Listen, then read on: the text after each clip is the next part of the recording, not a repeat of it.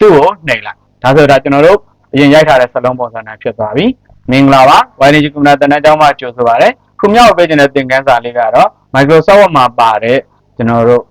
ဒီ button လေးဖြစ်တဲ့ဒီ clear all formatting ဆိုတဲ့အားလေးကိုရှင်းပြချင်ပါတယ်ဟုတ်ပြီ clear all formatting ဆိုတာဘယ်လိုဟာလဲဆိုတော့ကျွန်တော်တို့က Microsoft Word ထဲမှာဒီလိုမျိုးပေါက်တွေကို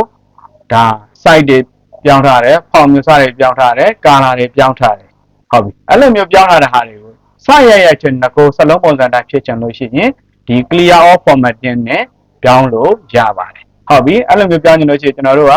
ဒီ font တွေ site တွေ color တွေပြောင်းထားတဲ့စာသားကို select လုပ်လိုက် select လုပ်ပြီးရင်ဒီမှာ home tab ကဒီ font group မှာဒီမှာ A နဲ့ကျွန်တော်တို့ခဲဖြတ်လို့ပုံစံလေးပါတာပေါ့နော်သူကဒါ clear all formatting သူ့ကိုနှိပ်လိုက်ဒါဆိုဒါကျွန်တော်တို့အရင်ရိုက်ထားတဲ့စလုံးပုံစံတိုင်းဖြစ်သွားပြီဒီမှာဒီ manual လေးကိုလည်း select လုပ်လိုက်မယ်ဒီ clear all formatting ဆိုတဲ့ button လေးကိုနှိပ်လိုက်မယ်ဒါဆိုကျွန်တော်တို့အရင်စရိုက်ထားတဲ့ဒီလို area font size 14အတိုင်းပဲပြန်ဖြတ်သွားပြီဟုတ်ပြီနော်ဒီလိုမျိုးပြောင်းထားတာတွေမှမဟုတ်ဘူးနောက်ထပ်ဒါ select လုပ်လိုက်မယ်ဒီမှာကျွန်တော်တို့က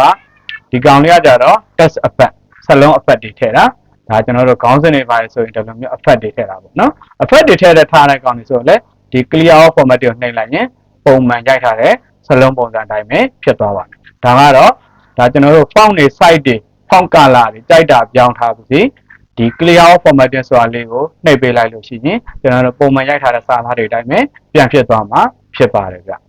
အားလုံးအဆင်ပြေကြပါစေ